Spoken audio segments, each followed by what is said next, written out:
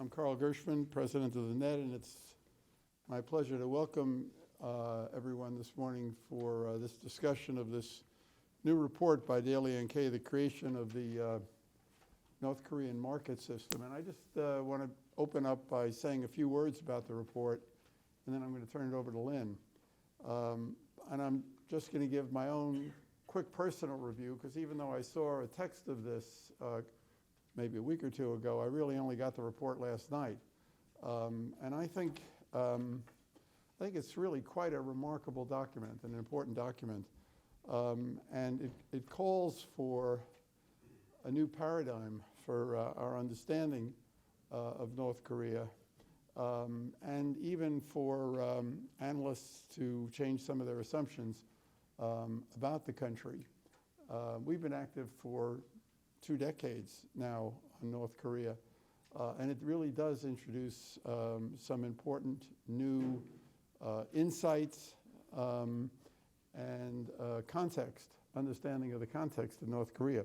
I mean, one aspect of this that I want to just emphasize is just the way the information was gathered and the amount of information that is in this report. You know, when we long time ago created the Committee for Human Rights in North Korea, there was no literature even on North Korea. There was one book written by a woman who was just summarizing a lot of the information that our intelligence agencies had. But there was almost a total vacuum regarding information. But what Daly and Kay was able to do, which I consider to be just extraordinary, was to find 32 North Koreans who were legal travelers in China and train them in the techniques of journalism and gathering information. They did this in 3 border cities in China, and then they went in and obtained the information about the market system, and then came back out and gave the information to contacts in China. And the fact that this could be done at all, I consider to be amazing. But the amount of detail, if you go through at the end of the report, these charts of 13 provinces, and not only the number of markets in these processes, but the number of stalls, which total for all 13 provinces, and I don't know, I'm sure there are variations here, but 612,661 market stalls. Both the detail and the scope of what's going on now in North Korea is unprecedented, and it goes way beyond what the local markets used to be, which were places for selling and exchanging consumer goods. It involves services, real estate, finance, and labor. And the marketization process in North Korea has clearly now moved from small and retail household sector to encompass a more, as they say in the report, a more tiered market operation that involves fixed investment, wholesale operators, informal protections for property rights, and the significant accumulation of capital. Again, this is unprecedented. And it's actually changed the economic condition in North Korea for millions of people. And this is where it really begins to have implications for the prospects for change in North Korea. The situation as presented in this report in large parts of North Korea is not as desperate as it was once thought to be. And if the economy is growing more rapidly, the welfare of many people is actually improving somewhat. And the marketization process, interestingly enough, and this is another insight from the report, is not at war with the state. And the rising incomes brought in by the markets could contribute to what we around NED and the Journal of Democracy call authoritarian resilience. And it's obvious that there is a certain degree of authoritarian resilience in North Korea because the regime is still there. And in this sense, we have to look at this image of the totally failing North Korean system. And the key question is what all this means regarding the attitudes of the people and the state of the society. There are, potential dangers for the regime as more independent space opens up and as people become more independent of the state. And at the end of the report, they note that the regime is very tentative and is taking a wait-and-see approach to managing the situation. They want to, forestall demands for real fundamental reform or more open expression of opposition to Kim and to the Korean Workers' Party. So the policy is really now to tacitly accept the development of these markets so long as it causes no political problems, because obviously it's serving certain, with the collapse of the state distribution system, it's filling certain needs for the regime. But of course, this is just one side of the picture, and the other side was presented recently by a high-ranking defector who had been the deputy ambassador of North Korea in the United Kingdom, Tae Young-ho, who in an interview last week in the Washington Post said that there was no future for the North Korean regime, and that giving North Koreans more information from the outside world, and this really is more of the traditional way in which we've looked at North Korea, but breaking the information blockade in North Korea would help sow the seeds of dissent, just as it had done for him and his family. And he even went so far as to anticipate the development of what he called a Korean Spring. Now, all of this reminds me of an exchange that took place in the fall of 2002 before the 4th International Conference on Human Rights in North Korea that was organized in Prague by the Citizens Alliance for Human Rights in North Korea. That was the group that we started supporting in the beginning that organized the first international meetings. And when the first international meeting was held in 1999, there was even no discussion of North Korean human rights. And this process helped put the issue on the UN agenda and led to a lot of the developments since. But when they went in preparation for the conference, when a delegation from the Citizens Alliance, led by Reverend Benjamin Yoon, went to Prague, they met with the Václav Havel, who was then president of the Czech Republic, and of course, the great dissident. And he told them that the Czech Republic had a keen interest in North Korea because they had only recently suffered from the oppression of people's ideas. And with Charter 77 in mind, in his essay on the power of the powerless, he added that even a small-sized group can trigger big changes when spurred and aided by external supporters. And so, the South Koreans who were hearing this were sort of saying, this is not North Korea. It's not Czechoslovakia under communism in the 1960s. And they replied that the formation of organized dissident groups is almost impossible, or really impossible, due to the regime's very tight control over the people and the existence of the system of prison camps, the forced labor camps. And Havel, soon, got into the issue a little bit more, working with a group like People in Need.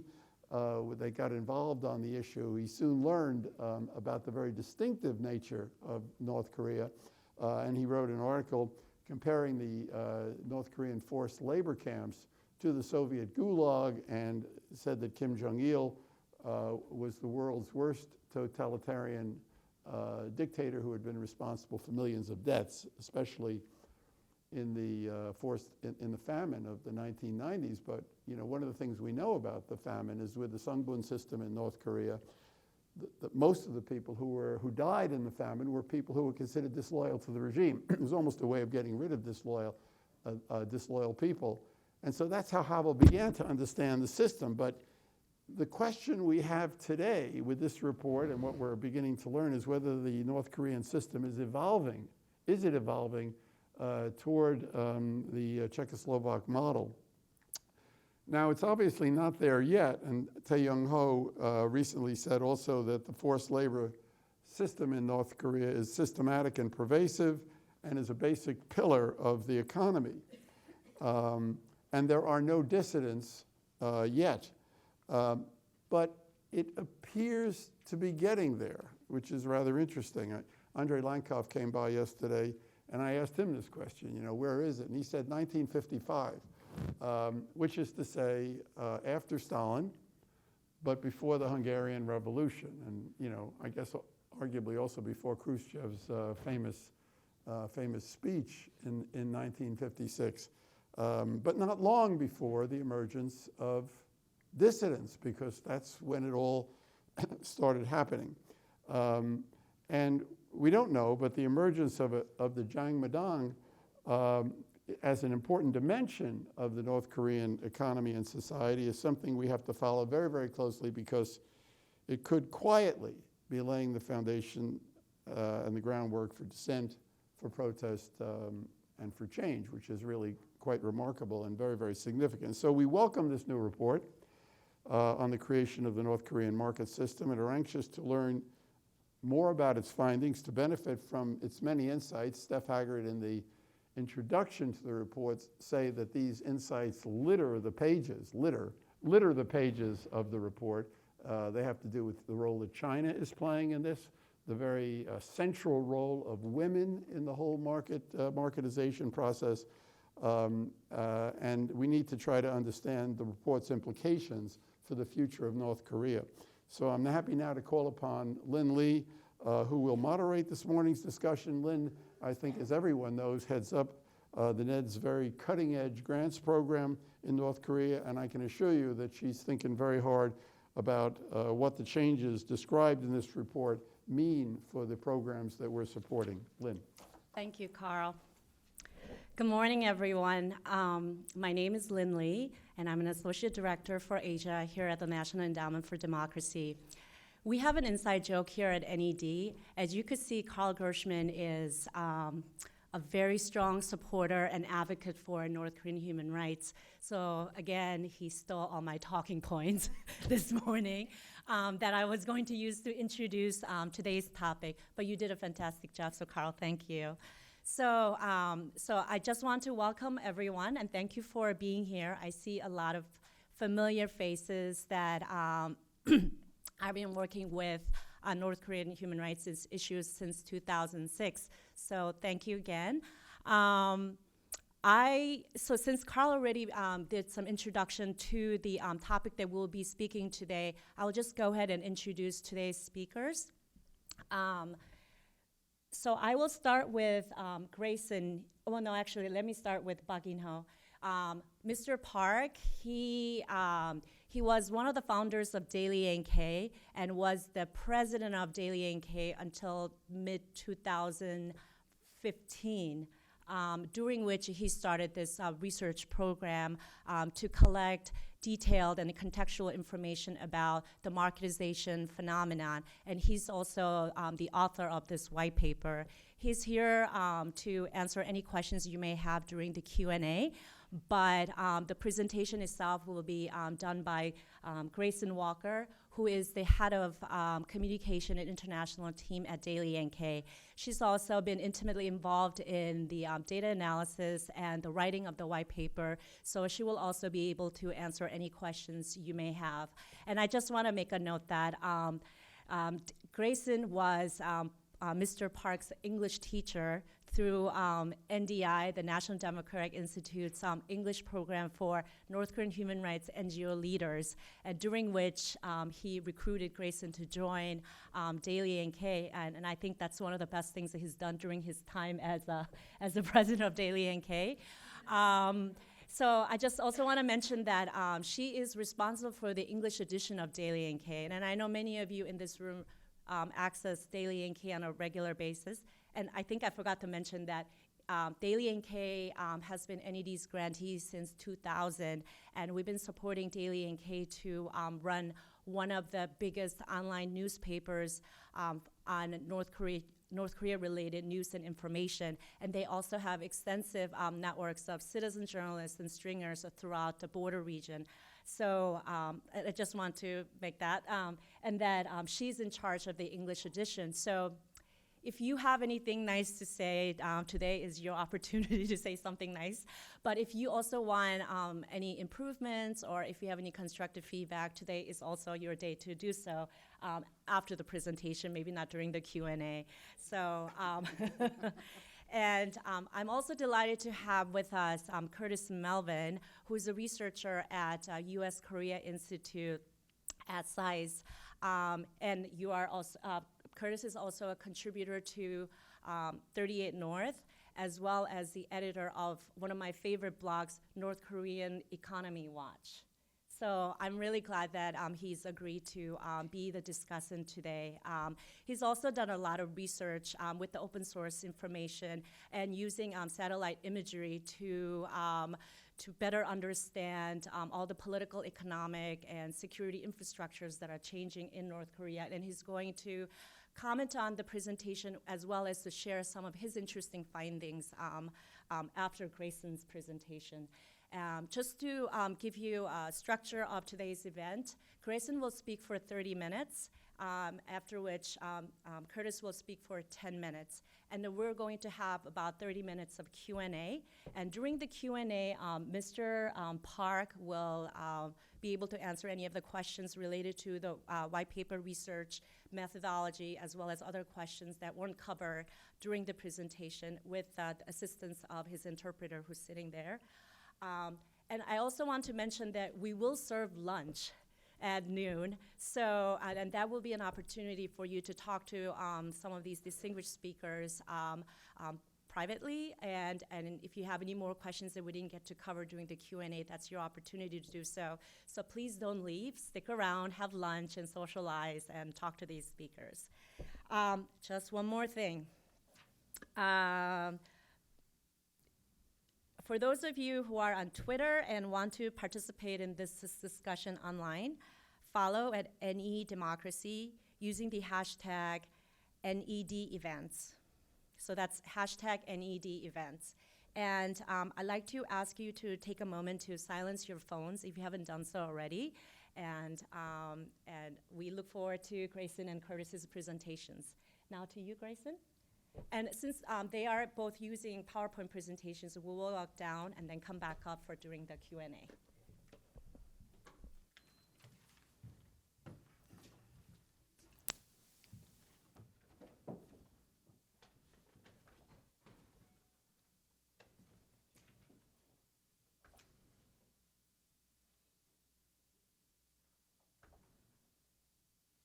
Let's see if this thing.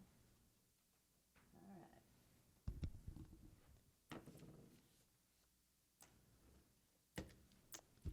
That works, okay.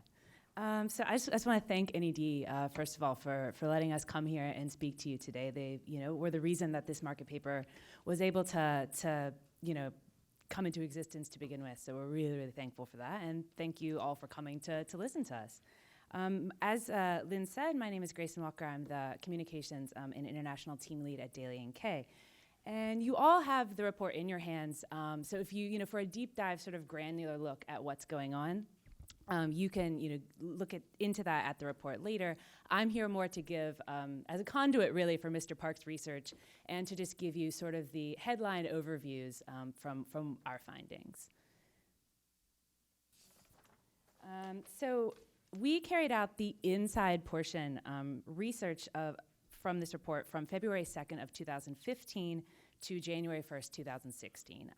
The background and the supplemental information of this report actually predates that time. That was over a total 3-year period.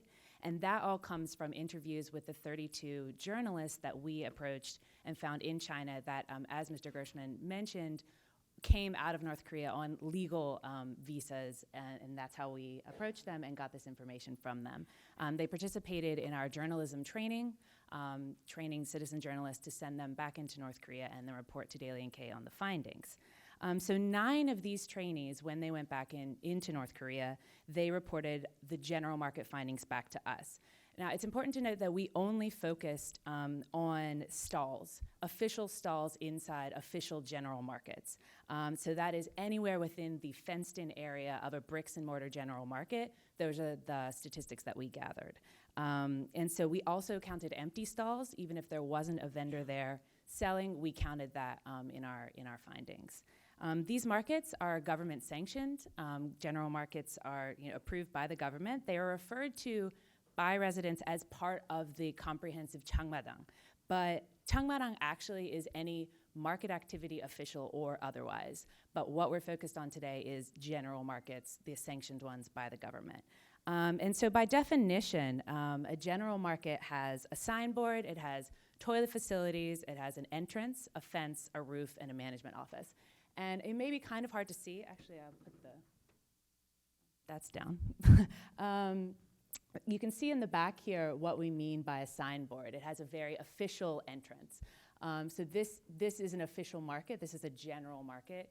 So just to give you kind of an idea of what that might look like versus a street one. And so our figures, however, they do sort of face statistical limitations because they could not be cross-referenced. We do address that in the report as well. But they're valuable for what they indicate about the current state of the general markets and marketization in North Korea more broadly. We lack the ability to independently verify these statistics ourselves, and so the methodology also is a bit susceptible to human error, which I'll get into. When we sent these 9 trainees and their collaborators into North Korea to report back on these findings, they couldn't obviously go into the general markets with a memo pad and track everything that they were writing. That's, the authorities, that would be too risky for them to engage in. So what they would do is put roasted soybeans in their pocket. This is pretty common. A lot of North Koreans eat these as snacks. It doesn't pose a risk to them if they were to find to have these beans. So for a large-scale market, let's say, has hundreds and hundreds and hundreds of stalls, for every 100, they would move one bean from one pocket to another. And that's how they started counting the stalls within these markets. If you're on a smaller scale market, they would move one from one pocket to another for every 10. There could be a lot of error in this. They could have miscounted. Obviously, they couldn't write it down until they got back home. Then they have to report that back to the source in China, who then has to report it to us. So obviously, this leaves a lot of susceptibility for human error. So these numbers are more of a gauge, not hard, fast statistics. So we couldn't go to areas in Gangwon province or South Hwanghae province near the DMZ or areas that are near North Korean nuclear facilities. So considering that there's at least one general market for every administrative region in North Korea, so that would be municipal level, county level, and district level, we expect the actual numbers to be much higher than the statistics that you see here, which is 387 general markets and 612,661 stalls.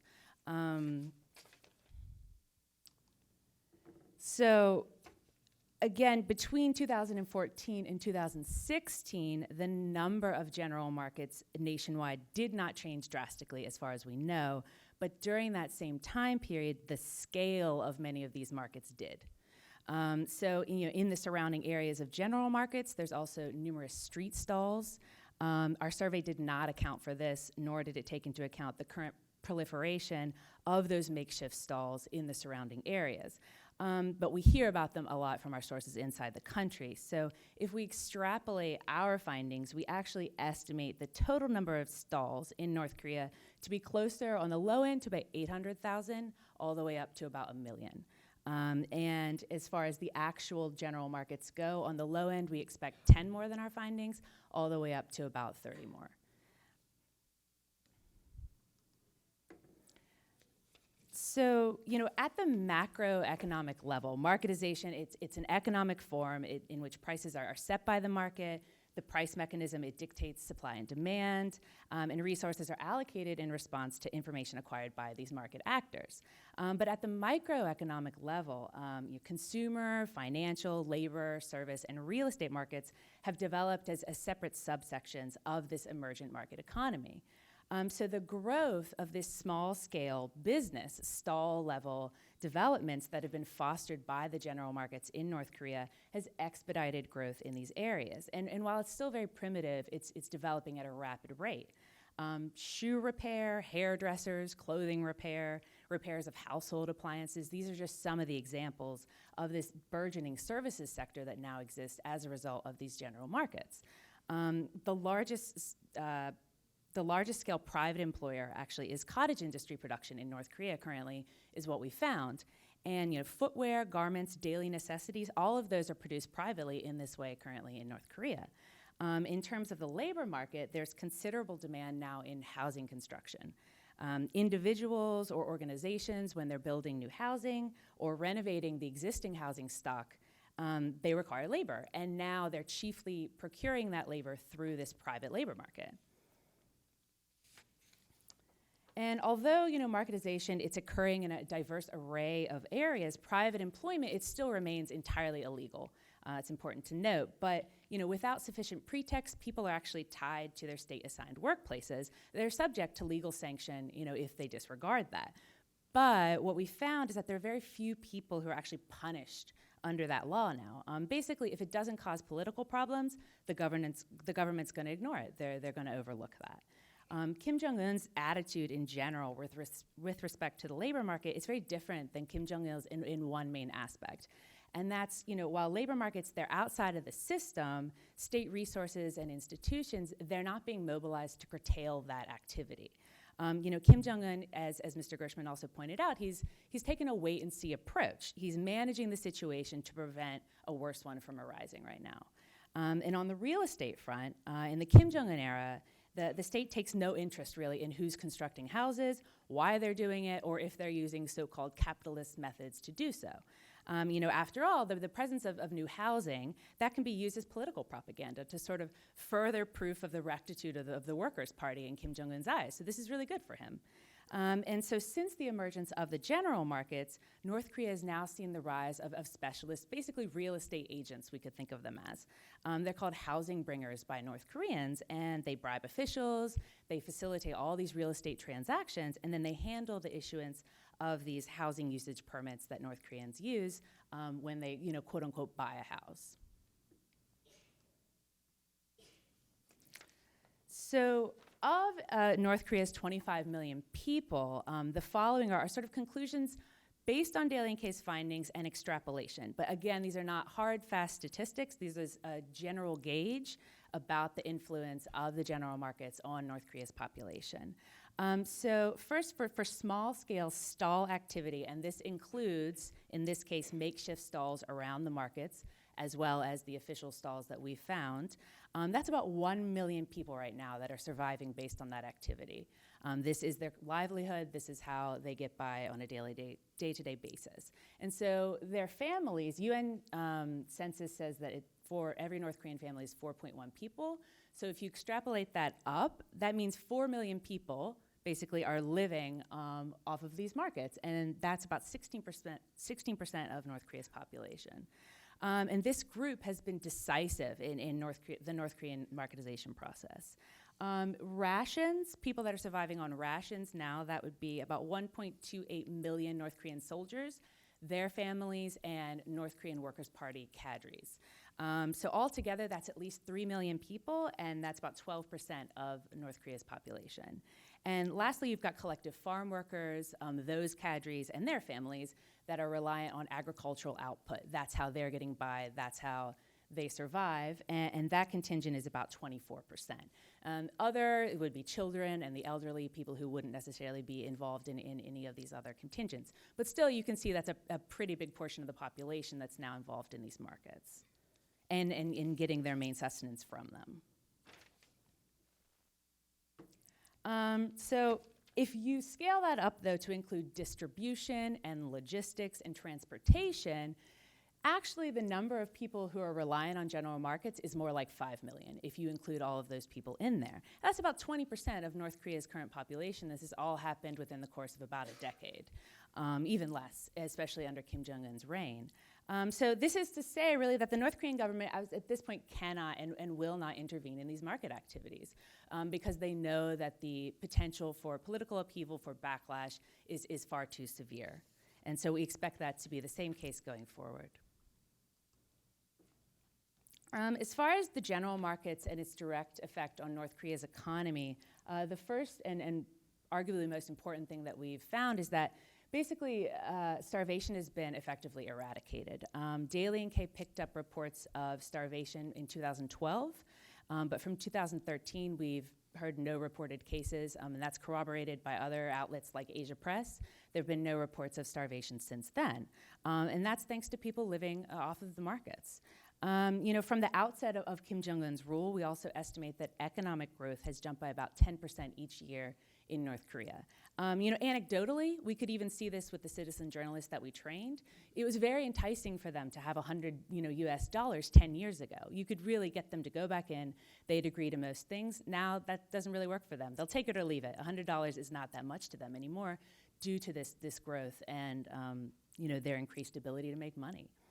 And so as mentioned briefly before as well, the rise of individual services has contributed to a general rise in the service market in areas outside of education and healthcare, which are still dominated largely by the state. And so this has led to improvements in the chronic underemployment and unemployment problem the North Korean economy has long experienced. But at the same time, it should be noted that other illicit activities like the sex trade or the narcotics trade have increased as a result. Private prostitution as well, that was basically non-existent until the 1990s, and now it's greatly increased at the turn of the century. And so also the newly poor have emerged alongside the new moneyed class, also known as the Donju in North Korea. And so we posit actually that trend will only continue to grow. Mr. Park made a really interesting point to me that now homelessness is because of a failed business venture currently in North Korea rather than failure of the state to provide for the people. By the same token, something even in the early 2000s, there was a lot of sympathy for this homeless population known as the Gochibi in North Korea. But from 2010, we found that they sort of are increasingly seen as lazy. They're seen as feckless. People don't feel badly for them anymore because North Koreans, they now believe that you can always sell something to get by, and you should. And so they don't have the same sympathy that they used to. So in that sense, the middle class, continues to proliferate in North Korea. And the investment of private capital in enterprises and collective farms has also greatly raised North Korea's production power. And it's not just output, actually, that's been raised. These investment activities, they exert significant influence on overall productivity, on consumption, and also on distribution. At the same time, these developments, they serve to make people a lot more optimistic about their economic prospects. Investors have made steady investments. They've become optimistic about their continued growth prospects. And so this optimism, it promotes competition, and then it serves to re-educate these market actors about how market forces work. And following the widespread famine of the 1990s, where survival clashed with the existing law, it was the law that was increasingly ignored. So if it doesn't cause political problems, activities are generally ignored in the markets. And of course, pervasive bribery and then the cadres closing their eyes to this activity plays a really important role in that. In private employment, it doesn't cause political problems, but because it's not protected under the existing system, bribery is essential to greasing the wheels for that operation. But now what we found in this report is that North Koreans, they think of bribes as a cost of business now. They just think of it as a fee, not as a bribe anymore. It's just, that's how they have to do it to get by in business.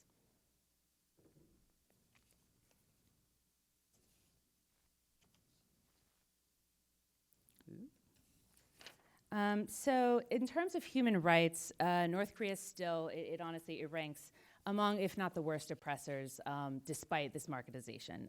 People lack even their most basic civil rights. But they do have an increasing notion of their right to sell.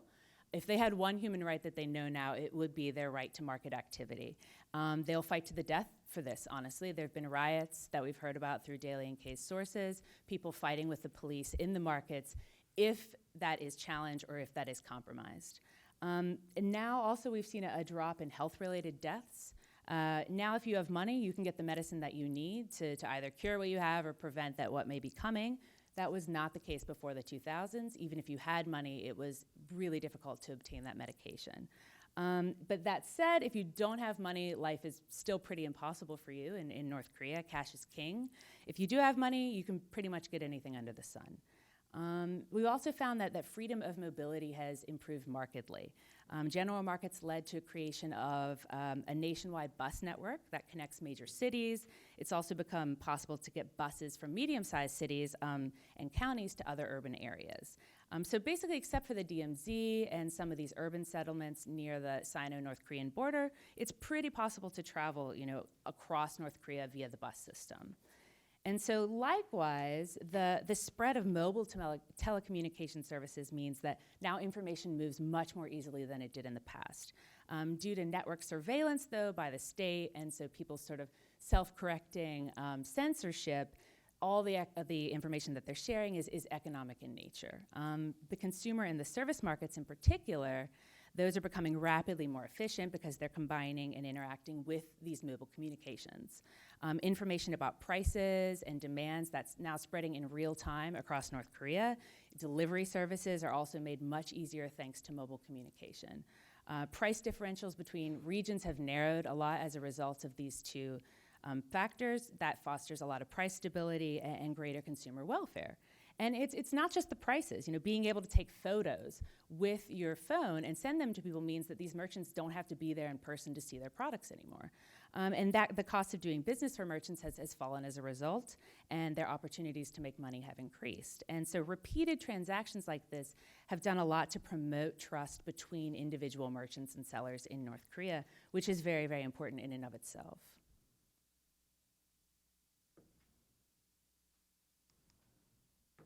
As far as sanctions go, we have not detected any net effect on the supply and the demand of the general markets. So that is to say that really the majority of ordinary North Koreans have not experienced any ramifications negatively from the sanctions, which is great.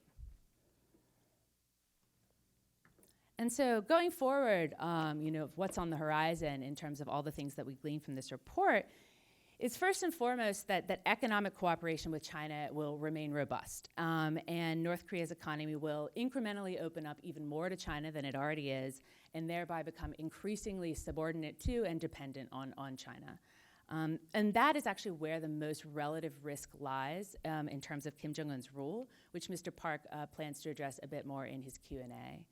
And we also found that as far as the population goes, there's little to no grievance or resistance from ordinary classes. People are less interested in politics than they ever were before. And so there's few, if any, complaints among the working population regarding North Korea's economic situation currently. Again, thanks to these markets. Marketization, it's been pretty welcome development for Kim Jong-un. The Kim Jong-il era, that was defined by mass starvation, and the Kim Jong-un era has accompanied more opportunities for North Koreans to get rich. So to the average North Korean who doesn't have political ambitions, this is the biggest economic boom they've ever known. And so, the state, it also boasts of service sector development as one of Kim Jong-un's personal achievements. So this is very mutually beneficial. And so in turn, it makes it more likely that the state is actually going to continue to apply this benign neglect approach to the general markets and its broader developments in the future. That's what we can expect. And so really the main takeaway here is that the economic situation is very, very stable in North Korea right now. And Kim Jong-un is going to continue to push ahead with marketization as a whole and use the expansion of these general markets as a fulcrum to do so. If we look at the future of inter-Korean relations, the Korean Peninsula is once again, we're predicting, to become sort of a proxy frontline in yet another new Cold War. And the North Korean leadership seemingly knows how to make the most of this situation. North Koreans don't want the political risks that are involved with accepting aid from South Korea, nor do they need to do so anymore. 50,000 tons of food aid during Kim Jong-il's time, that would have been enough to buy cooperation, buy dialogue. But now the North Korean government, through these general markets, is extracting rents from these merchants in excess of 110,000, the equivalent of 110,000 tons of rice per year. So it's going to be much, much harder to buy cooperation from them in that sense. This is not a destitute dictatorship willing to accept anything that anyone is willing to give anymore. You can't compare North Korea to a sub-Saharan African country. The landscape is much, much different than it once was.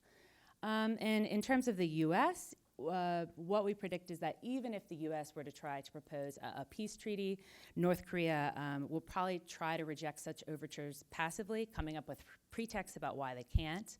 And so as to not sort of upset this delicate balance that Kim Jong-un has built up, playing a lot of the regional powers off of each other. And so to distill it down, we have to devise new strategies based on the internal stability of North Korea through these general markets. So I just want to thank you so much for listening to this today. I've put our contact information down here, and I want to note that we're really open to any and all communication. It's really meaning for us to be here, to see so much interest in how much North Korea has changed, and have the chance to sort of create a new point of reference going forward, and shift the focus to empowering the North Korean people against this marketization backdrop. So we open a really open line of communication. Do get in touch anytime. We want to collaborate in any way that we can, especially between government and NGOs, and most importantly, this very new North Korean landscape. And Mr. Park is going to address a bit more of the analysis and the visions for the North Korean issue going forward to set us on that path. So thank you so much.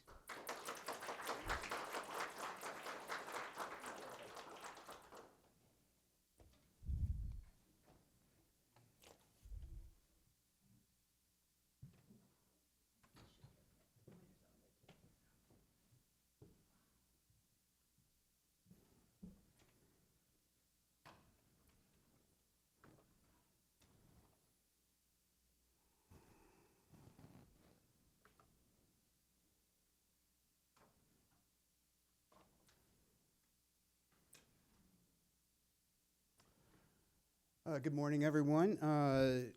My name is Curtis Melvin. I'm at the U.S. Korea Institute at Johns Hopkins SAIS. I'm happy to be here this morning to speak with you about this subject. That was a great presentation, and I'm hesitant to go after it. The Daily NK has been an invaluable source of qualitative and quantitative information on North Korea for me, coming up on 2 decades now, and so I'm happy to be speaking here. I'll jump right to it. This paper had listed 4 general findings about the general markets. She's already covered a lot of this already, and so I just wanted to point out that I believe that satellite imagery can play an important role in eliminating some of the type 1 and type 2 errors that she discussed earlier with the data, and can help us get a finer picture of the economic condition in North Korea, particularly with regards to general markets. This is a satellite image just from Google Earth of well over 400 general markets that we can identify now. It's easy to see these because they have distinct buildings. They're generally built, with a few exceptions, the same way throughout the country. And there's a few localities, I've put them here, where I can't see general market buildings, and that could be because the satellite imagery is just old, and the North Koreans have built something there and we can't see it, or it's because there is no high-resolution satellite image of the towns in these areas. For instance, Pyeongdong, up on the border, this is just Google Earth. There's no high-resolution imagery of that town at all. So if you want to look at it, you've got to spend $300 on a picture. So right here, another benefit of satellite imagery is you can actually look at the history of some of these markets.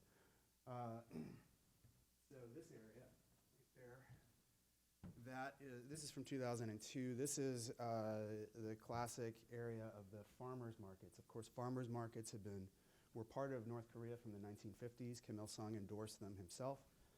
They were for people who grew produce on their private plots to sell, and the rules on them changed frequently, but they were generally open every 10 days, and they were not formal employment as they later became under general markets. So this photo is from June of 2003. And you can see that this area has been upgraded. There's a counter running down the middle. That's the stall counter, and it has a wall around it. But they've also begun construction of a larger kind of warehouse facility up here. And this is what it looks like. This is what it looked like last year in August. And you can see that the original market structure is now gone. And if you look at the historical imagery of the other structure, you can see some people milling around outside. But most of the market activity takes place under that roof. And this is, of course, a challenge. Using satellite imagery, we can't actually see how busy they are. Not all of the markets have roofs like this, but most of them do. And of course, this is as close as any of us are ever going to get to this market because it is inside the security perimeter of the Nuclear Research Center in Yongbyon. And if you can get a researcher in there to observe the market, my boss would like to hire you probably. But this is basically the only way we're ever going to be able to observe it. I also wanted to bring up the idea that the number of markets is fairly fluid. And so this is the Pengcheng coal mine market. This is a 2007 image, and there's no market here. Between 2011 and 2013, there was a market here. And then in the picture on the end, you can see that the market has been torn down. That was last year. So why would they build a market for approximately 2 or 3 years? That is because this market was inside, it was Camp 18. So this is prison camp 18 in Pukchang County in South Pyongyang Province. In 2011, or shortly before 2011, the camp was closed. So the security perimeter was torn down, and they began construction of facilities that miners in other parts of the country enjoy. Oh, if you want. Yeah, I don't care. So they began building things that other miners enjoy, including a market. They even showed the town or the coal mine on television a few times. But as I wrote about late last year, the North Koreans have now opened a new, so when they closed it, North Koreans have opened a new prison here. So we don't know if it's called Camp 18 or if it's run by Ministry of People Security or Ministry for State Security. They built a brand new security perimeter around it. They built new guard facilities. And they also tore down a bunch of houses and moved people out into the neighboring Myeonggak coal mine and Tukchang mining complex. And so you can see a surge in housing construction and market construction in the neighboring coal mines as they were moving people out of this area.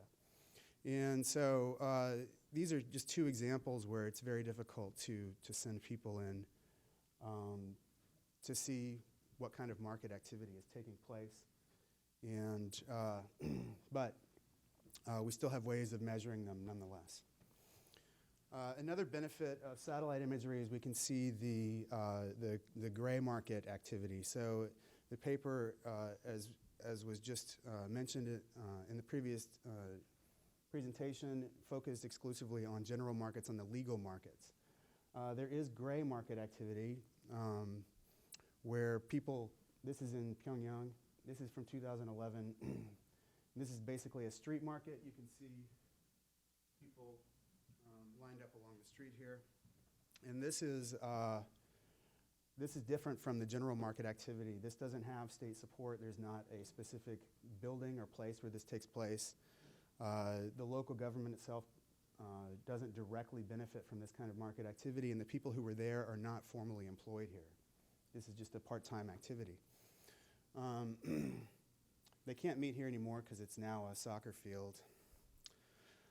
This is also a rural phenomenon, and I don't know much about this kind of phenomenon. This is in North Hwanghae Province. I've identified about a dozen of these kinds of markets where this is thousands of people meeting in the countryside.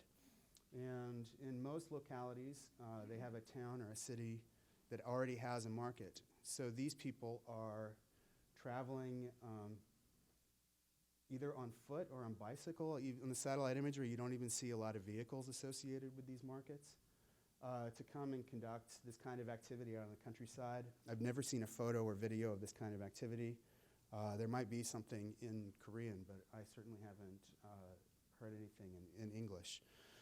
So the only contact I've had with this phenomenon is through satellite imagery.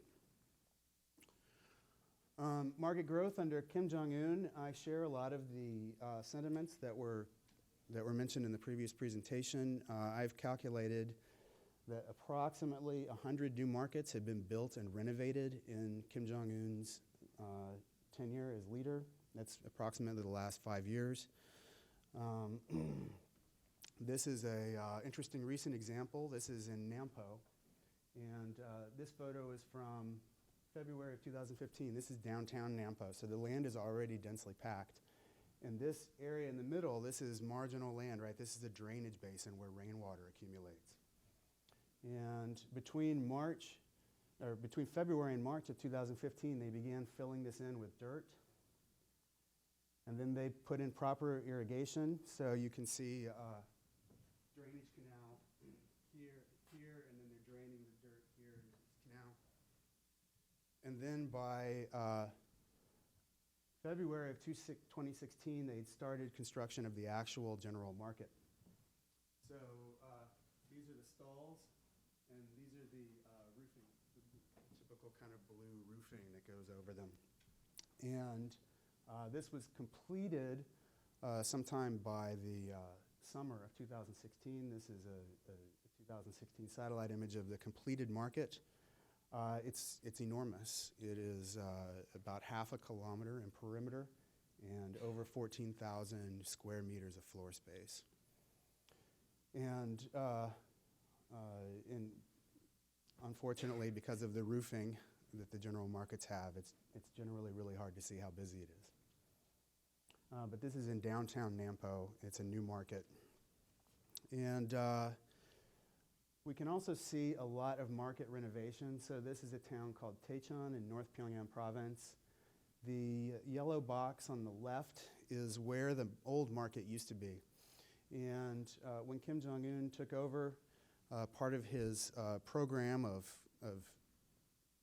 launching his leadership has been the construction of a lot of entertainment facilities.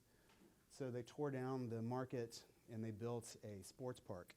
And they rebuilt the market a little bit further out of town, but it is a larger facility and a newer facility. And so this means more vendors and more revenue for the local government. But this is very typical of what we've seen dozens and dozens of times over the last 5 years in North Korea. So with the previous examples, I just wanted to highlight the fluidity of the situation, that new markets are under construction all the time and existing markets are being renovated all the time. So that means the stalls are being expanded. Another thing that we can do with satellite imagery is confirm or verify the cell phone coverage in the country. This is basically the southern half of North Korea, and I've overlaid the level 1, 2, and 3 roads. And the blue dots might be a little hard for you to see, but those are actual cell phone towers. And so you can basically see how the cell phone network is expanding along the road network. It went up first. It was too busy, but they built the first cluster of cell phones around the railway lines, and now they've moved on to the road network. And just to add what I would have put in the report is going along with the growth of transportation markets in North Korea. There's been a growth in gas stations, and so this has been something that's been interesting to track on satellite imagery as well. You hear a lot of stories about how there's no gas stations in Pyongyang, but they've been popping up nationwide. I think the last time I counted, there were over 80, and with each new image, I seem to find a new one. So this is an interesting development. I think that reinforces the findings in the paper about the growth of transportation markets in the Kim Jong-un era. And that's my last slide, so I hope that was interesting.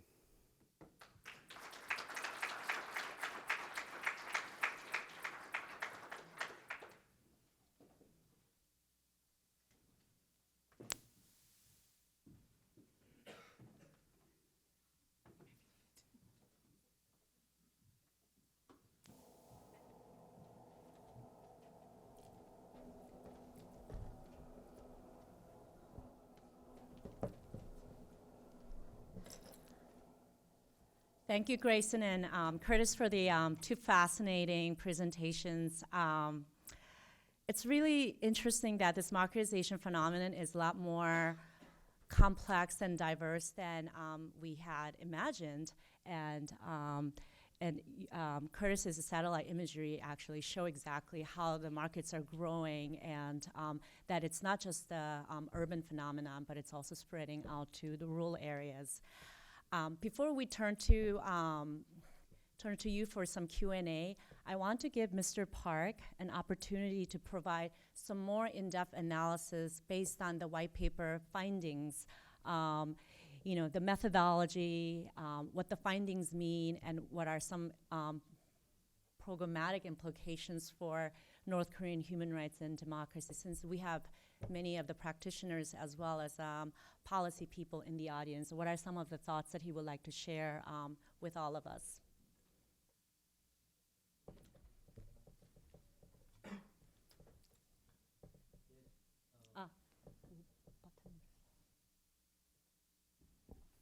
네, 고맙습니다. 저희가 이 북한 시장화에 대해서 조사를 하게 된 목적은 사실 한 가지입니다. Thank you very much for your attendance today. And there's one reason why we conducted research on the marketization of the North Korea. 저희는 북한 사람들이 변했는지 그것이 궁금했습니다. We are wondering then how much has changed within North Korean community, people specifically. 많은 사람들이 북한 문제를 해결하기 위해서 북한 사람들을 돕고 싶어 했습니다. 하지만 북한 정부가 우리들과 북한 사람들 사이에서 북한 사람들을 도와주는 것을 가로막고 있었죠. 그래서 북한 사람들은 잘 모르고 가난하고 힘없고, 그렇지만 우리가 뭔가 그들에게는 접근하기 어렵고, 이런 상황이 약 20년 정도 이어졌습니다. There are a lot of organizations and attempts to help North Koreans reaching out to North Koreans, but there was always a North Korean authority or the government that stood between the organization that are trying to reach out to North Koreans and organizations and the people. So this has been the case for last 20 years, where people remained helpless and without any notable information. 방금 설명해드린 북한의 시장화는 김정은의 선택, 김정은의 허락 때문에 이렇게 변화한 게 아니라, 물론 김정은이 허락한 것도 있지만 북한 사람들이 스스로 살아남기 위해서 아주 열심히 노력한 결과입니다. The marketization of North Korea was not led by the decision by Kim Jong-un. Rather, it was people's choice and people's hard work actually that led to the marketization of North Korea. 북한에서 딱 한 번 북한 정부를 상대로 해서 북한 주민들의 저항이 있었습니다. There was one case, one incident where people actually stood up against the North Korean authority. 바로 2009년입니다. 북한 정부는 북한에서 존재하고 있는 모든 제너럴 마켓을 없애려고 했습니다. So it was in 2009 where the North Korean authority was trying to stall or eradicate the general markets in North Korea. 그때 북한 주민들이 아주 강력하게 저항을 했고, 위기를 느낀 북한 정부는 그 이후로 제너럴 마켓을 적극적으로 허용하기 시작했습니다. So people rather resisting in a large scale. So rather than trying to stopping it, North Korean authority actually opened up to the idea of having general markets in their society.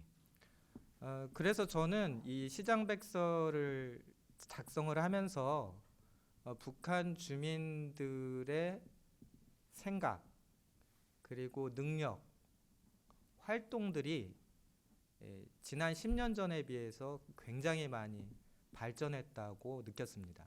So through what I found through the white paper or the research associated with the white paper, I came to a conclusion that the way of thinking by North Koreans and ability, well as their activities, have changed dramatically from the last 10 years ago.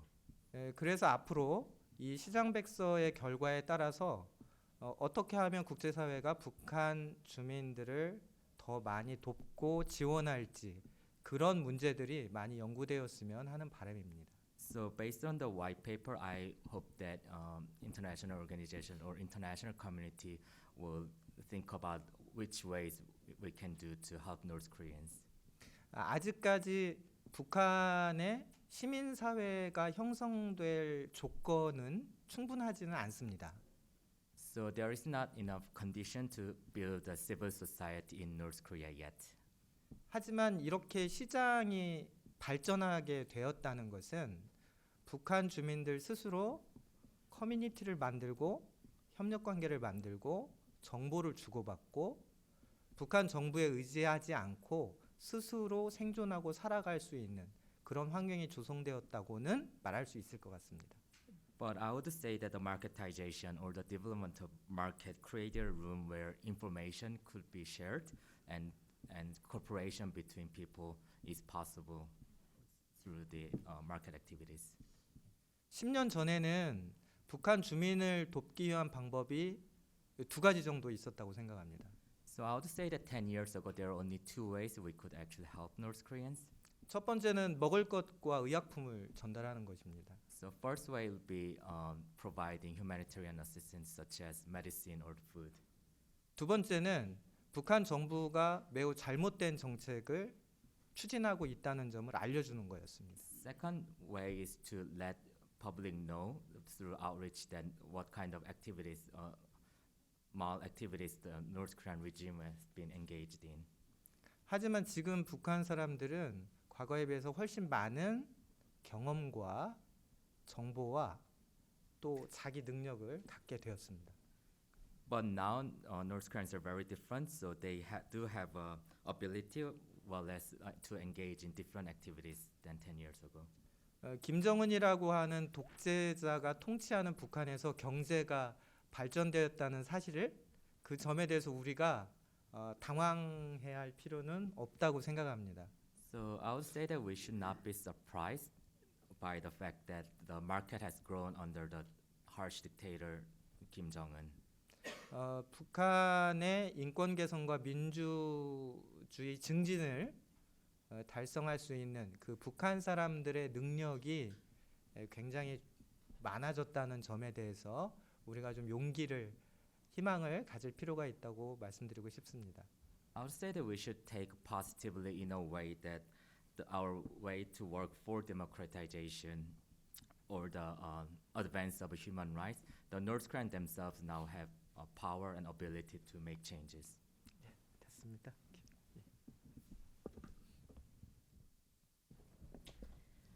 Thank you, Mr. Park.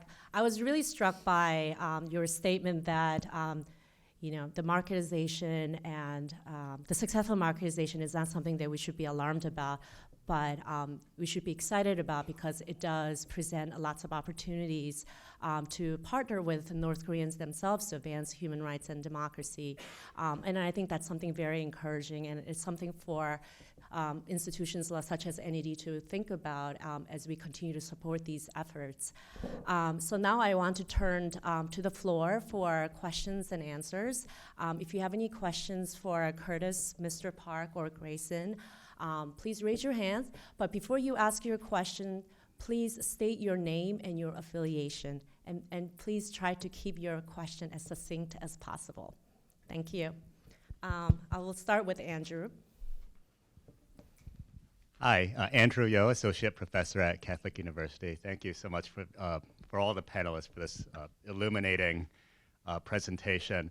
My question is for Mr. Park. So we've seen the rise of these markets, but I'm wondering how has the regime been talking or educating people about these markets? Has there been a shift in ideology? Because suddenly it seems like the government is accepting market transactions, but this seems to be counter to what they've been saying about markets and capitalism in the past. So is there a change in thinking from the government about market transition? Thank you.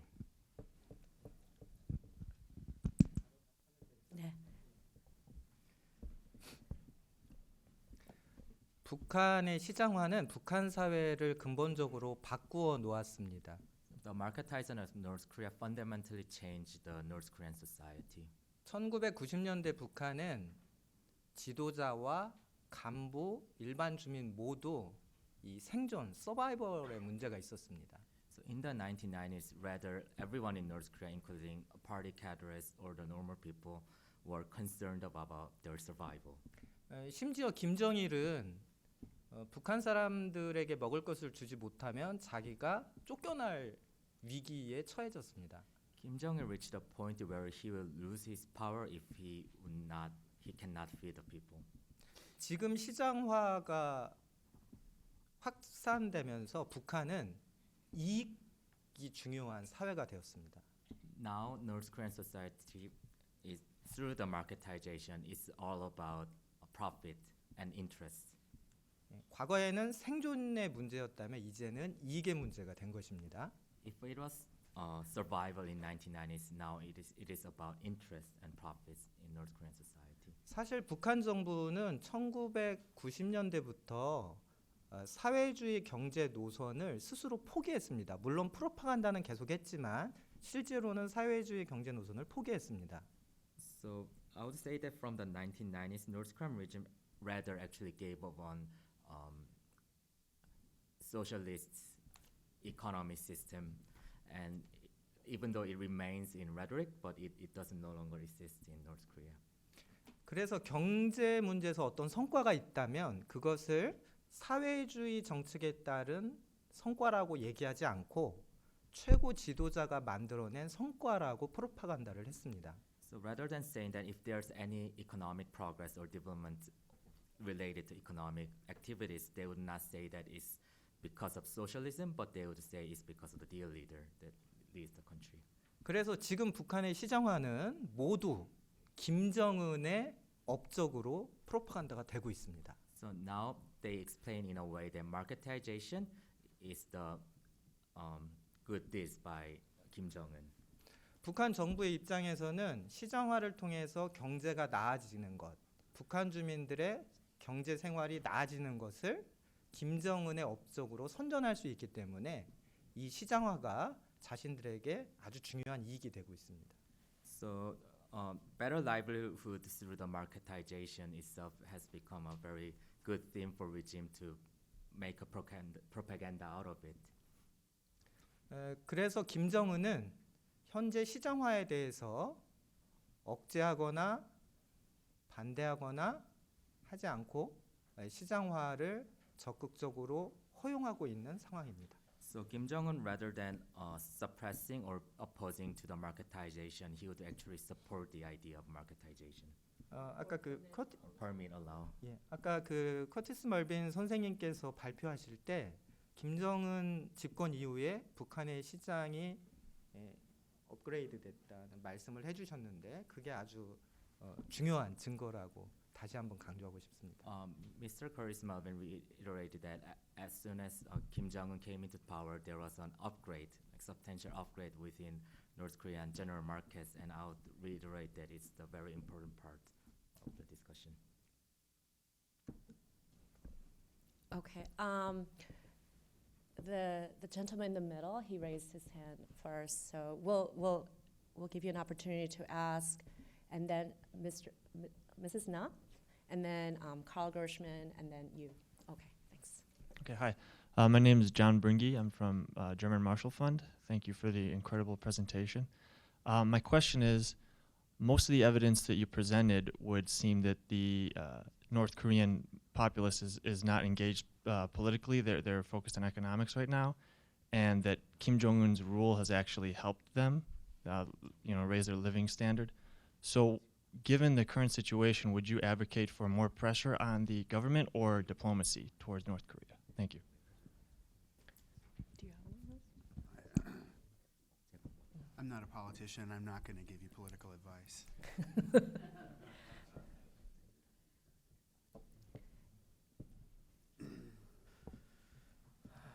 저도 정치인은 아닙니다만 I'm not a politician. Either.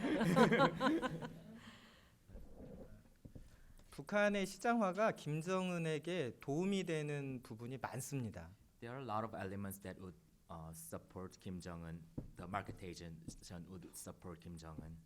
그런데 우리가 반드시 알아야 될 게 한 가지 있습니다. But there's one thing that we are out to know. 김정은이 시장을 허용하고 있지만 시장 경제가 보다 더 발전하기 위해서 제도와 법률을 바꾸지는 않았습니다. So he is currently permitting the marketization, but he has not changed the system that actually supports the market or the legal basis. 제가 조사를 해봤더니 북한 법에는 시장 활동과 관련해서 언제든지 주민들을 처벌할 수 있는 나쁜 법 조항이 무려 200개 가까이 있습니다. Through research, I got to find out that there are about 200 laws that where you can punish for engaging in commercial activities in North Korea. 그래서 북한의 시장화는 불안정합니다. So I would say that marketization is unstable. 지금은 많은 사람들이 북한 시장화에 찬성하고 있고 북한 시장화 정책을 지지하고 있습니다. There are a lot of people who are currently supporting the marketization in North Korea. 왜냐하면 10년 전에는 북한에서 굶어 죽는 사람이 많았기 때문입니다. So 10 years ago, there are a lot of people who died from starvation.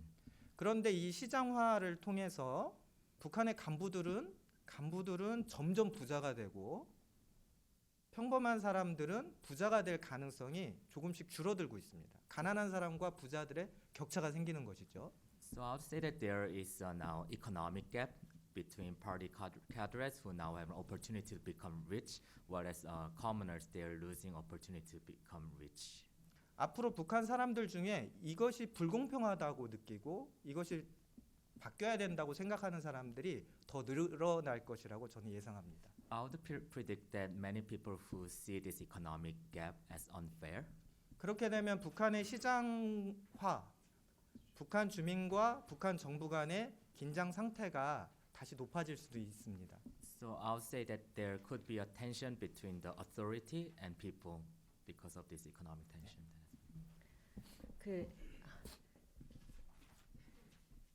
I know he didn't answer your question, so let me just re-ask him the question in Korean. 그러니까 지금 경제적으로 지금 잘 되고 있으니까 그러면 지금 계속 그 생션을 통해서 정부를 해야 되는 건지 아니면 어떻게 해야 될까? 그러니까 북한 주민들하고 어떻게 교류를 해야 될지 그런 북한 정부가 국제적인 그 기준을 잘 지키도록 계속 요구하고 압박하는 일은 필요합니다. I would say that it is necessary to press North Korea regime to follow certain international standards or rules. 그리고 왜냐하면 북한 정부는 이 시장화라는 것을 통해서 북한 사회의 발전을 추구하는 것이 아니라 시장화의 일부 결과만을 김정은의 치적으로, 김정은의 성과로 선전하는 것, 그것 자체에만 만족하기 때문입니다. I would say that so rather than actually utilizing marketization as a way to develop your society or country, now they're just using as to promote what Kim Jong-un's status. 그리고 또 하나는 국제사회가 북한 주민들이 시장에서 더 적극적으로 활동하도록 그 격려하고 인커리지할 필요가 있다고 생각합니다. I believe that the international community should promote to have much more room for marketization to continue and grow. 몇 가지 방법을 제안한다면 첫 번째로는 북한 주민들에 대한 여러 가지 기술 교육을 생각해 볼 수 있습니다. If I'm to suggest a few things that can make much more promotion, I would say technical assistance can be one way. 예를 들어 1년에 약 20만 명 정도의 북한 사람들이 돈을 벌기 위해서 중국과 다른 나라에 합법적으로 패스포트를 들고 나옵니다. There are about 200,000 North Koreans who leave North Korea to go to places like China to earn foreign currency. 이 사람들은 탈북자 디펙터가 아닙니다. 그래서 국제사회가 이 사람들을 접촉해서 비정치적인 목적으로 이들에게 접촉해서 이들에게 교육, 정보, 기타 재정 지원을 하는 것은 이 사람들을 위험하게 하지 않습니다. 이 사람들을 안전을 보호하면서도 우리가 어떤 프로그램을 진행할 수 있습니다. So they are not defectors, but they rather carry proper passport, North Korea. And I'm sorry, maybe the question is very difficult to answer. He's asking whether we should pursue sanctions or diplomacy in this context of the marketization. 이런 지금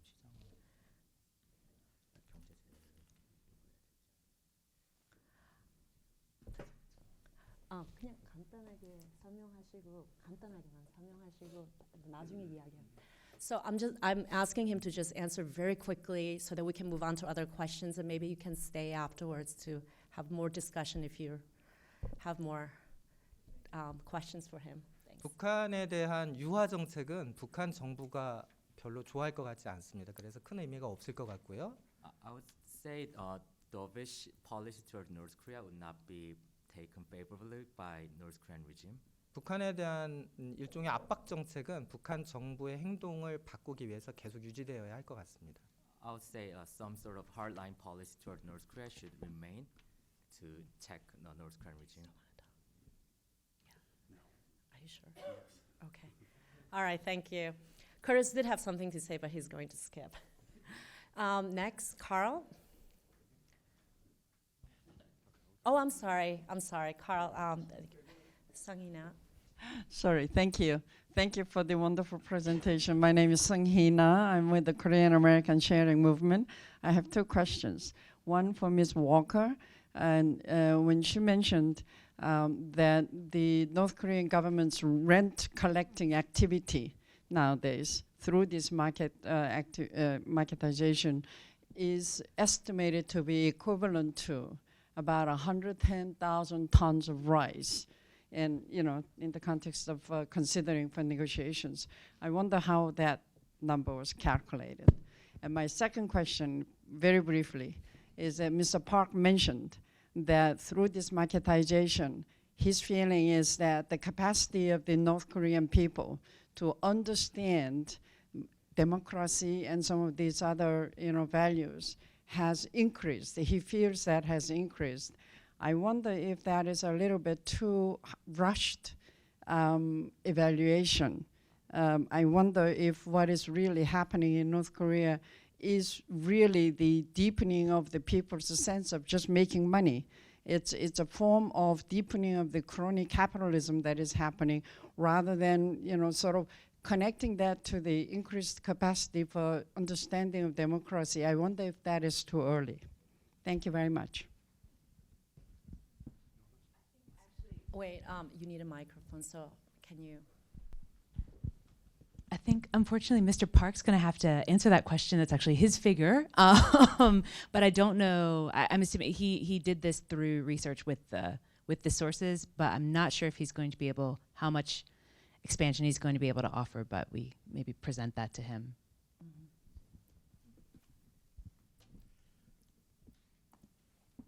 북한 종합시장에서는 여성들만 매대에 앉아서 장사를 할 수 있습니다. 여성들에게만 라이센스를 줍니다. So in general market, only women are allowed or licensed to sell and engage in commercial activity in market stalls. 남자들은 북한 정부가 지시한 곳에 가서 일을 해야 되기 때문에 장사를 할 수가 없습니다.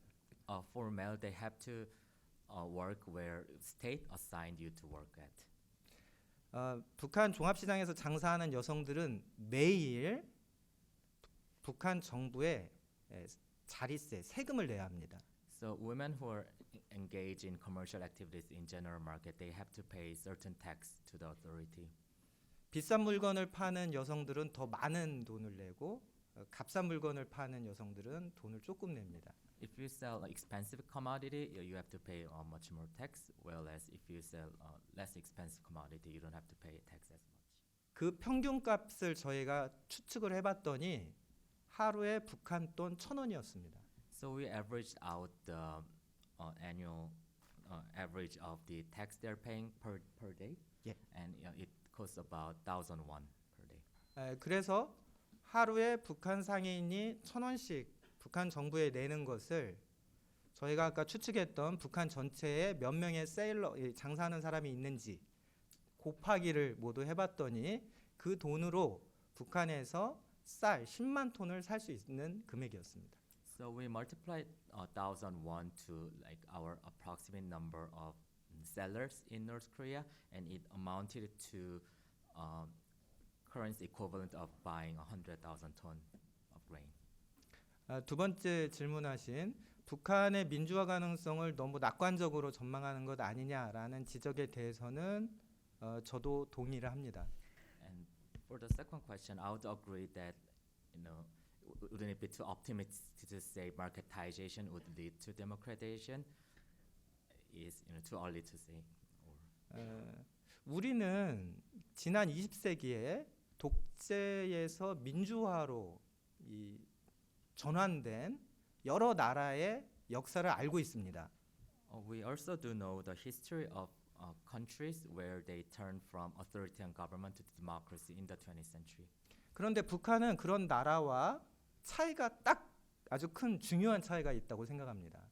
But there's one major difference between these countries and North Korea.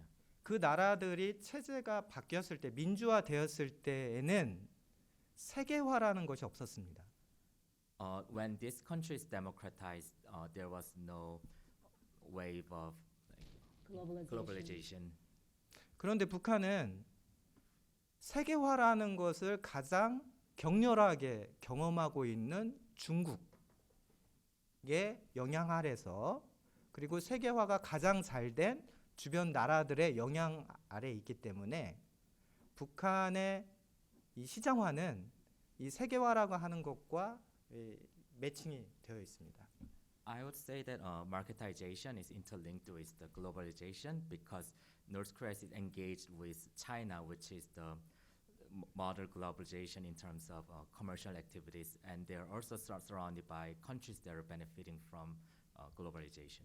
그래서 저는 북한의 민주화 전망을 조금 다르게 추측해야 된다고 생각하는 사람이고요. 지금 북한의 시장화는 좀 다른 각도에서 북한의 미래를 좀 긍정적으로 예상할 수 있지 않을까 그렇게 추측하는 것뿐입니다. So I would also say that because of the globalization and marketization in North Korea, I think we can have a different approach in a much more positive light about the future of North Korea. 한 가지만 더 말씀을 드리면 북한이 폐쇄된 국가라고 생각하시는 분들이 많은데 폐쇄된 건 맞습니다만 북한은 딱 한 나라에 개방을 했습니다. 바로 중국이죠. So many people assume that North Korea is a very closed society, but rather they're open to one country, which is China. 오늘날 세계 경제에서 중국과 교류를 하게 되면 남아메리카 대륙 전체 국가 혹은 아프리카 전체 국가와 교류를 하는 것보다 훨씬 더 큰 효과를 얻게 됩니다. So by having a interaction or commercial activities with China, it has much more impact than, let's say, having an activity with Latin America or Africa. 그래서 북한을 폐쇄된 국가라고 생각하는 것은 이제 생각을 좀 바꿔야 된다고 말씀드리고 싶습니다. 이상입니다. So I would say that having an idea that North Korea is a closed society, like we should change our mental thought on that matter. Okay, thank you. Carl?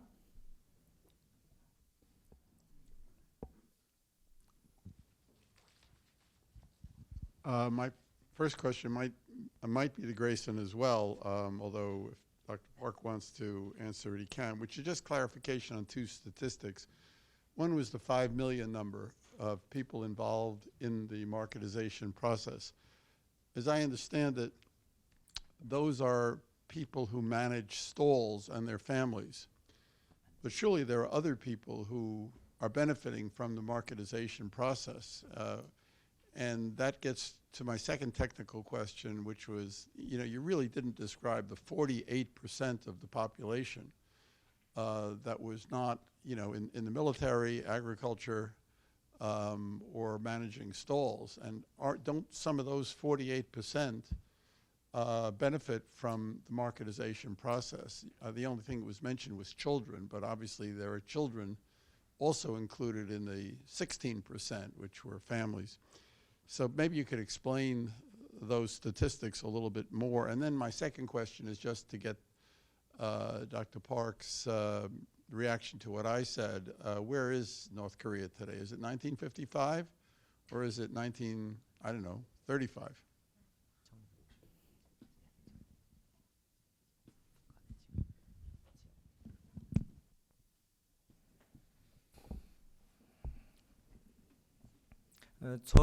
저는 북한에서 종합시장이거나 아니면 다른 곳에서 장사를 해서 먹고 사는 사람들이 최소한 100만 명이라고 추측을 합니다.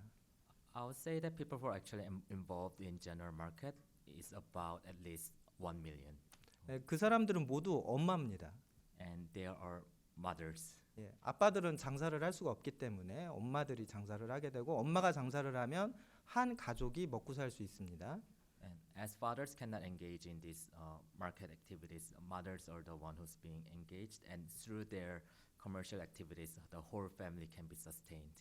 예, 북한의 인구 통계를 보면 한 가족의 가족 수가 평균 가족 수가 4.1명입니다. So on the average, one household constitutes about 4.1 people. 그래서 저희는 100만 곱하기 4를 해서 400만 명을 계산을 한 것이고요. So we multiplied this number to 1 million. Aren't there people buying and selling who are not managing stalls that are part of the market process? 그리고 장사를 하는 사람에게 물건을 배달해 주는 사람, 서비스를 제공하는 사람, 자기의 노동력을 제공하는 사람, 장사를 하는 사람이 팔 상품을 제공하는 사람, 농산물을 제공하는 사람, 많은 사람들이 이 장사하는 사람 백그라운드를 형성하고 있습니다. And there are a lot of people such as providers or middlemen who are actually engaged in these commercial activities who are not part of 4.1 million. 심지어 정치범 수용소에 갇혀 있는 사람들도 그들이 만들어낸 이 농산물들이 종합시장에서 팔리게 됩니다. Even those agricultural products made by political prisoners are being sold in general markets. 그래서 북한에서 이 시장과 상관없는 사람은 사실 군인 정도, 거의 유일한 사람들이 군인입니다. So I'll say that those people who are entirely not related to general markets are military soldiers. 그래서 저희가 발표 때 사용한 숫자는 아주 저희가 그 보수적으로 잡은 거고요. 실제로 북한 사람들 대부분이 시장과 긴밀한 연관을 갖고 살아가고 있다 이렇게 추측하고 있습니다. The chart we presented today was a very conservative in figure, and I'll say that most of people are actually really deeply rooted in this commercial activity. 그리고 두 번째 질문하신 북한이 현재 몇 년도에 와 있냐 이 질문에 대해서는 저는 북한은 지금 2017년에 와 있다 이렇게 말씀드리고 싶습니다. For the second question, I would say that North Korea is actually in 2017. 2015년에 북한은 중국과 무역을 통해서 35억 달러 정도를 벌었습니다. In 2015, North Korea gained in revenue about 3.5 billion dollars through their exchange with China. 물론 중국에서 물건을 사오기 위해서 중국에 준 돈은 더 많습니다. 37억 달러 정도가 됩니다. North Korea paid about 3.7 billion to purchase products from China. 중국과 무역 총액이 72억 달러 정도 되는데요. So the commercial activity in its entirety is about 7.2 billion dollars between DPRK and China. 지금부터 15년 전 북한에서 종합시장을 만들려고 하는 아이디어가 막 생겼을 때 15년 전에 북한이 무역을 통해서 전 세계 나라들과 무역을 통해서 벌어들였던 돈은 6억 달러였습니다. So 15 years ago, when the idea of marketization was just developing, the hard currency the North Korea earns through international trade was about 0.6 billion dollars. Not answering my question. Yeah. rephrase the Yes, question. yes. I wasn't asking about a date. I know it's 2017. I was asking where is North Korea in terms of the development of a dissident movement and a political opposition?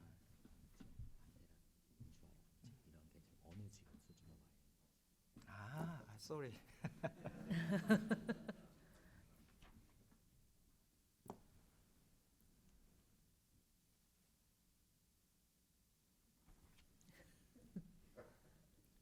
제 생각은 1970년대 동독 그리고 2000년대 10년 전 미얀마 제가 잘 지식이 없지만 그 정도로 저는 말씀드리고 싶습니다. 거칠게 말씀드리면. Rough estimate wise, I would say that East Germany in 1970 or Burma 10 years ago. Okay. Carl, he didn't get the 1955 reference, so maybe we can explain that to him after the presentation. Yeah, he just got it, but 1935 was Stalin during the height of the repression. okay. So the gentleman here, and then John Sullivan afterwards.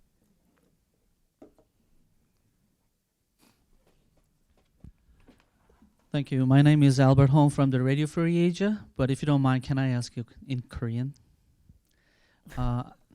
Is okay? Sure. Can you summarize? Yeah, he can translate it. 아까 말씀하실 때 지난 10년 동안 북한 시장이 굉장히 발전을 했고요. 그 다음에 그 모든 것은 아니지만 그 절반 이상은 그 주민들 스스로 그거를 이뤄냈다고 말씀을 하셨습니다. 근데 또 말씀하신 게 뭐냐면 요번에 그 발간하셨던 그 화이트 페이퍼 백서가 국제사회가 북한의 그 제너럴 마켓을 도와주는데 굉장히 큰 역할을 할 수도 있을 것이라고 생각한다고 말씀을 하셨습니다. 과연 국제사회가 아까도 잠깐 뭐 기술 인력, 뭐 교육이라든가 이런 부분 말씀을 잠깐은 하셨지만은 국제사회가 뭘 어떻게 도와줘야 되는 건지, 그 다음에 그것이 지금 오늘 주제인 노스 코리아가 오프닝하는 데 있어서 국제사회가 어떤 역할을 해야 되는지 뭐 그런 걸 좀 한 팁이라면 팁일까요? 좀 말씀을 해주시면 고맙겠습니다.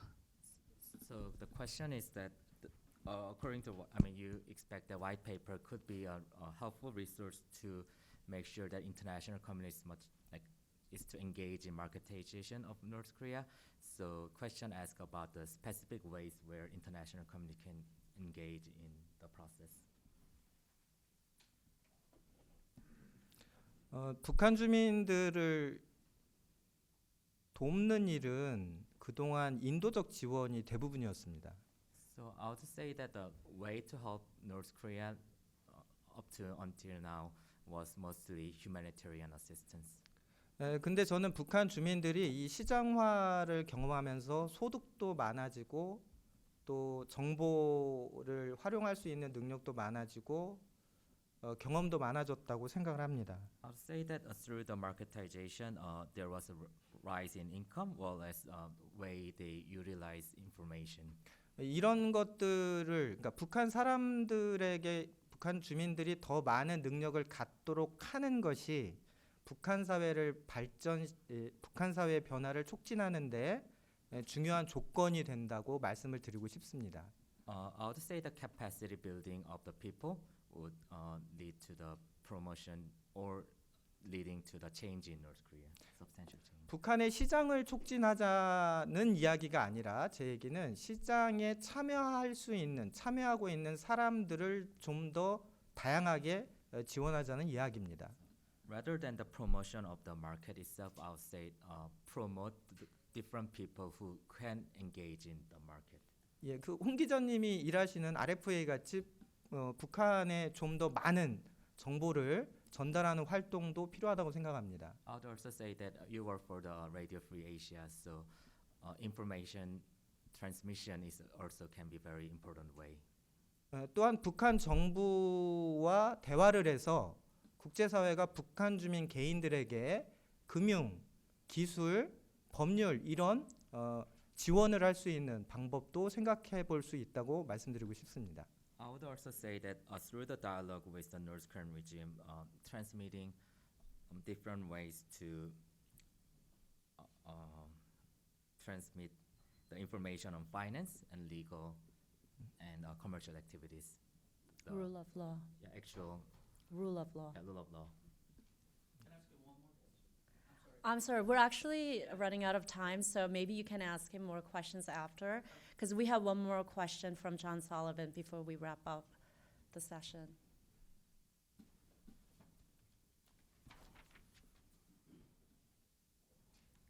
Thank you. I'm afraid this is this on? Yeah. I'm afraid this is a complicated question, so we may not have time for the answer. But I've just been able to skim the first few pages here. It's unclear to me when you're talking using the word marketization and the general markets, whether we're talking about the word market in the same way that an economist would understand the word. It seems to me that you're talking about, and perhaps I'm very wrong about this, a system of administrated government-controlled price mechanisms and not an open competition of supply and demand. How are the prices set in these markets? And is there a difference between the general market and the informal market in terms of supply and demand, products sold, and control of the price mechanism?